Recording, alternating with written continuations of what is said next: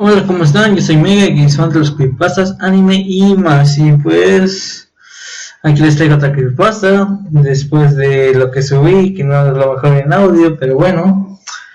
Yo, pues aquí está la verdadera historia del señor Bocón. Ahora sí, la verdadera historia del señor Bocón, la que subió originalmente, eso creo.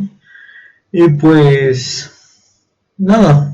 Nada más disfrútenla y aunque le voy a echar ganas a este video, no tanto como le eché en el video de Hooded Angels. Es una creepypasta que todos deben ver. Adelante, veanla. Y yo mientras tanto, pues hasta aquí se acaba. Disfruten la creepypasta y hasta la próxima.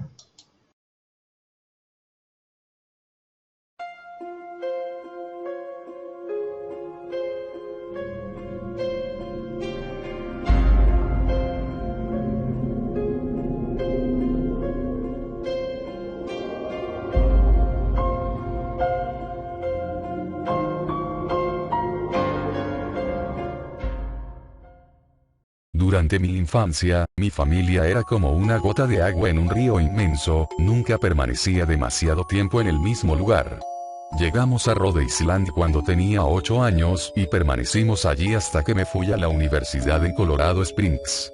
La mayoría de mis recuerdos están arraigados en Rhode Island, pero hay algunos fragmentos en el sótano de mi cerebro que pertenecen a los muchos lugares donde vivimos cuando era más pequeño. Muchos de esos recuerdos son borrosos y disparatados. En uno persigo a otro niño en el jardín de una casa en North Carolina, en otro trato de deconstruir una balsa para cruzar el arroyo cerca de un apartamento que rentábamos en Pensilvania, y muchos más.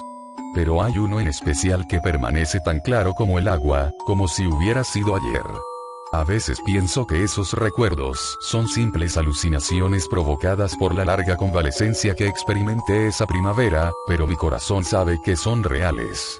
Vivíamos en una casa a las afueras de la ajetreada metrópolis de New Vineyard, una ciudad de Maine con una población de 634 habitantes. Era un gran edificio, especialmente para una familia de 3. Hubo algunas habitaciones que nunca llegué a ver durante los 5 meses que vivimos allí. En cierto modo, era un desperdicio de espacio, pero era la única casa disponible de la zona que estaba a menos de 1 hora de camino del trabajo de mi padre. Un día antes de mi cumpleaños número 5, al cual solo iban a asistir mis padres, caí enfermo de fiebre. El doctor me diagnosticó mononucleosis, lo cual significaba mucha fiebre y nada de jugar afuera durante al menos 3 semanas. Era horrible estar postrado en la cama con mi cuarto vacío y todas mis cosas empacadas en cajas. Estábamos en proceso de mudarnos a Pensilvania y mis padres habían comenzado a empacar todo. Mi mamá me llevaba ginger ale y varios libros al día, que constituirían mi única forma de entretenimiento durante las siguientes semanas. El aburrimiento estaba a la vuelta de la esquina, esperando asomar su fea cabezota y agravar mi desolación. No recuerdo exactamente cómo conocí al señor Bocón. Creo que fue una semana después de haber sido diagnosticado con mono. Lo primero que recuerdo de la pequeña criatura fue que le pregunté si tenía un nombre. Me dijo que lo llamara señor Bocón, porque su boca era enorme, de hecho, todo en él era enorme en comparación con su cuerpo, su cabeza, sus ojos y sus torcidas orejas, pero su boca se llevaba el premio. «Te pareces mucho a un Furby», le dije mientras él hojeaba uno de mis libros. El señor Bocón cerró el libro, me miró. «¿Furby? ¿Qué es un Furby?», me preguntó. «Ya sabes, el juguete. El robotcito con las orejotas. Puedes acariciarlo y alimentarlo, casi como a una mascota de verdad», le dije alzando los hombros. «Oh». El señor Bocón siguió pasando las hojas. «Tú no necesitas uno de esos. No son como tener un amigo de verdad». Recuerdo que el señor Bocón desaparecía cada vez que mi mamá iba a verme. «Me escondo bajo tu cama», me explicó después. «No quiero que tus papás me vean porque tengo miedo de que no nos dejen jugar nunca más». No hicimos mucho durante algunos días. El señor Bocón veía mis libros, fascinado por las historias y las imágenes que contenían. La tercera o cuarta mañana después de conocerlo, me agradeció con una gran sonrisa en su cara. «Tengo un juego nuevo que podemos jugar», dijo. «Debemos esperar hasta que tu mamá venga a revisarte y se vaya, porque no puede vernos jugar». Es un juego secreto. Una vez que mi mamá dejó más libros y refresco a la hora de siempre, el señor Bocón se deslizó por debajo de la cama y tomó mi mano. Tenemos que ir al cuarto que está al final de este pasillo, dijo. Al principio me negué, porque mis padres me habían negado salir de mi habitación sin permiso, pero el señor Bocón insistió hasta que cedí. El cuarto en cuestión no tenía muebles ni pintura. La única característica distinguible era una ventana justo frente a la puerta. El señor Bocón cruzó la habitación y le dio a la venta un fuerte empujón para abrirla. Luego me llamó y me dijo que me asomara para ver el terreno que estaba debajo. Estábamos en la segunda planta de la casa, pero como esta estaba construida sobre una colina, desde ese ángulo la caída se veía mucho más pronunciada. Cuando me paro aquí, explicó el señor Bocón, me gusta imaginar que hay un gran trampolín bajo la ventana y salto.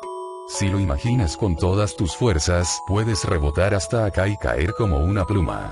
Quiero que lo intentes. Yo era tan solo un niño de 5 años con fiebre, así que solo una pizca de escepticismo cruzó por mi mente cuando miré hacia abajo y consideré la posibilidad. Está muy alto, le dije. Pero esa es la parte divertida. No sería divertido si fuera una caída corta.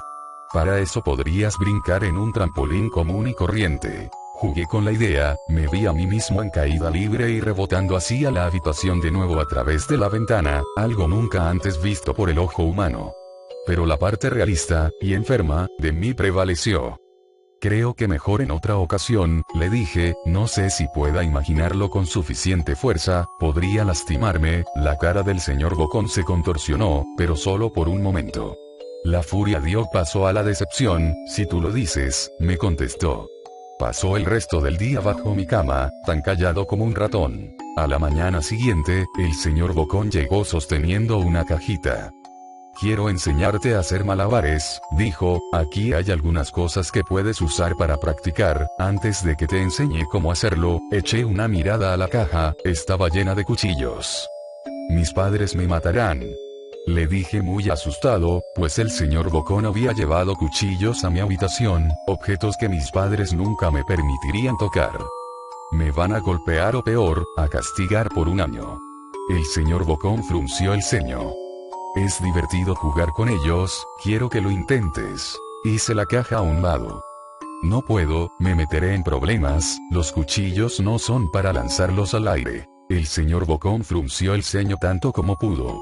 Tomó la caja de cuchillos y se metió bajo mi cama, quedándose allí el resto del día. Me comenzaba a preguntar cuánto tiempo pasaría debajo de mí. Comencé a tener problemas para dormir después de eso. El señor Bocón me despertaba a la mitad de la noche diciendo que había puesto un trampolín de verdad bajo la ventana, uno tan grande que era imposible verlo en la oscuridad. Siempre lo rechazaba e intentaba volverme a dormir, pero el señor Bocón seguía insistiendo. Algunas veces se quedaba parado junto a mi cama hasta que amanecía, presionándome para que saltara. Ya no era divertido jugar con él. Una mañana, mi mamá me dio permiso de jugar afuera. Dijo que un poco de aire fresco me haría bien, especialmente después de permanecer encerrado en mi habitación tanto tiempo. Muy emocionado, me puse los tenis y troté hasta el pórtico, bostezando mientras sentía el sol en mi cara. El señor Bocón me estaba esperando. Tengo algo que quiero enseñarte, me dijo. Debí haber tenido una expresión de rechazo, porque se apresuró a decir, es seguro, lo prometo. Lo seguí hasta el inicio de un sendero que cruzaba el bosque que había tras la casa. Es un camino importante, me explicó, he tenido muchos amigos de tu edad. Cuando estuvieron listos, los llevé por este camino, a un lugar especial. Tú no estás listo todavía, pero un día, espero poder llevarte hasta allá. Regresé a la casa, tratando de adivinar a dónde conduciría ese sendero. 2 semanas después de conocer al señor Bocón, mis padres habían subido al último cargamento a un camión de mudanza. Me senté junto a mi padre en la cabina del camión para hacer el largo viaje hasta Pensilvania. Tenía pensado decirle al señor Bocón que me iba, pero incluso a los 5 años, comenzaba a sospechar que quizá las intenciones de esa criatura no eran del todo nobles, a pesar de que él hubiera dicho lo contrario. Por esta razón, decidí mantener mi partida en secreto. Mi padre y yo estábamos en el camión a las 4 de la mañana. Él esperaba llegar a Pensilvania antes de la hora del almuerzo del día siguiente, ayudado por una dotación infinita de café y un paquete de 6 bebidas energéticas. Parecía más un hombre a punto de correr un maratón que uno que iba a pasar 2 días sentado en un camión. ¿Es muy temprano para ti?, me preguntó con cierta compasión. Asentí con la cabeza y me recargué en la ventana, esperando poder dormir antes de que el sol saliera. Sentí la mano de mi padre en mi hombro. Esta es la última mudanza, lo prometo. Sé que es difícil para ti, después de haber estado tan enfermo. Cuando a papá lo asciendan, podremos establecernos y entonces tendrás la oportunidad de hacer amigos. Abrí los ojos mientras él cerraba la caja del camión. Vi la silueta del señor Bocón en la ventana de mi habitación. No se movió hasta que el camión alcanzó la carretera, entonces hizo un breve ademán de despedida sosteniendo un cuchillo para carne. No le regresé el gesto. Años después, regresé a New Vineyard. El terreno que alguna vez había ocupado nuestra casa estaba vacío, excepto por los cimientos, pues la casa se había quemado unos años después de que mi familia la abandonara. Movido por la curiosidad, seguí el sendero que el señor Bocón me había mostrado aquella vez. Una parte de mí esperaba que la criatura saliera de entre los árboles y me diera un susto de muerte, pero en el fondo, sabía que el señor Bocón se había ido. Como si fuera algo atado a la casa que había desaparecido junto con ella. El sendero llegaba al cementerio local de New Vineyard. Noté de inmediato que muchas de las tumbas pertenecían a niños fallecidos alrededor de los 5 años.